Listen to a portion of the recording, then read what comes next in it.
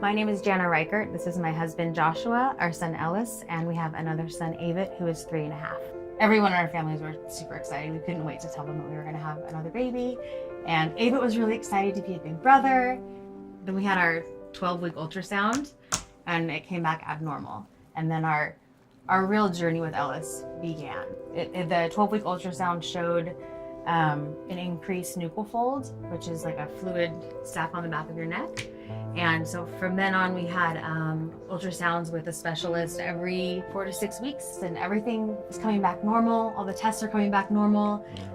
His heart looked fine all through all the testing.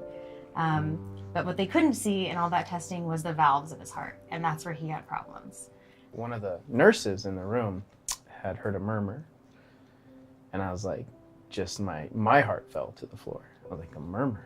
What do you, oh, okay, well, there's babies have little murmurs. So she went ahead and told someone else, and they were gonna essentially order that echocardiogram anyway, because of the fact that they even heard it. The echo took about an hour, and then we got a call from a doctor that said he had critical pulmonary stenosis was the initial diagnosis. Which the major diagnosis. And again, this was probably around 12:30, 1 in the morning. By the time I was even done explaining it, a NICU nurse came in and literally pried him off of my wife's chest.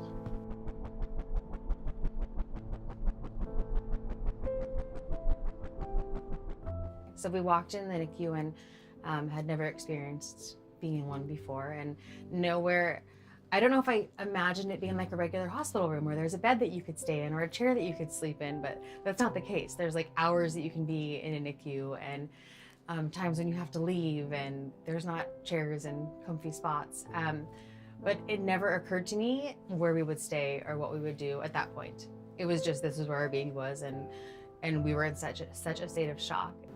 We'd heard of the Ronald McDonald House Charities, but we never really pictured a physical house that people actually go. You know, we hear it sometimes in passing on the radio. But my mom was like, it's usually pretty crowded. As soon as you get there, go and check in. And the night we got there was actually the day of Ellis's surgery. And we walked in our room, and I just felt a sense of calm and peace for the first time in a week. You know, we weren't hurrying from place to place. We knew we could stay here. I felt just a sense of peace for the first time in so long. To be able to go to a place where everyone is so welcoming and going through the same thing you are, and they're doing activities with the kids, and there was I think on Cinco de Mayo they had like dancing, and yes. We were in the hospital then, but we got video of Avit dancing with the dancers and all these neat things that we're still celebrating. To go there and to see all that still happening was a real gift. Having Ellis and being on this journey with him has made us slow down in every aspect of our lives. You forget when you look at him that his heart isn't healed, and it will never be healed. He will never be fixed, and it will be a forever journey.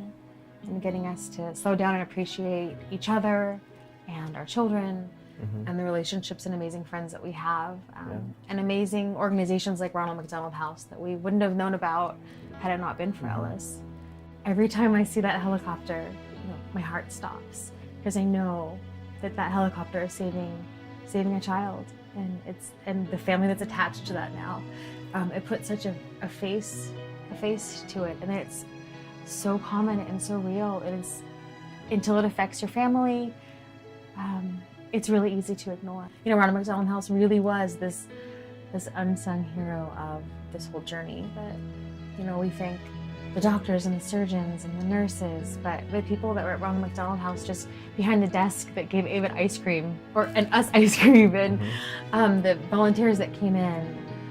The families that were there, that would just welcome and the housekeeping staff, and the people that drove the golf cart to the hospital when I was crying too hard to drive. Like, all of those people just made our experience bearable as much as it could be. People that haven't slept in a hospital room next to your child, there's no way to explain what that is. or how that feels. And so to be able to come, It's not sleep. it's not, to be able to come back and lay in bed with our older son. You gave our family a place to be a family when we had nothing, and you're giving people a chance at a normal life in the circumstances that are completely unnormal and unnatural.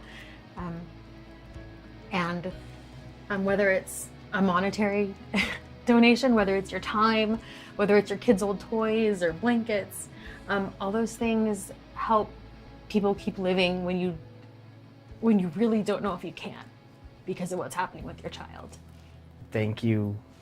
Just to me doesn't do it, but thank you to everyone that contributes to make the Ronald McDonald Charities of the Central Valley a success. It helped my family get through hopefully the roughest part of our lives. Thank you for keeping our family together. Good job! You did it! I knew you had it in you.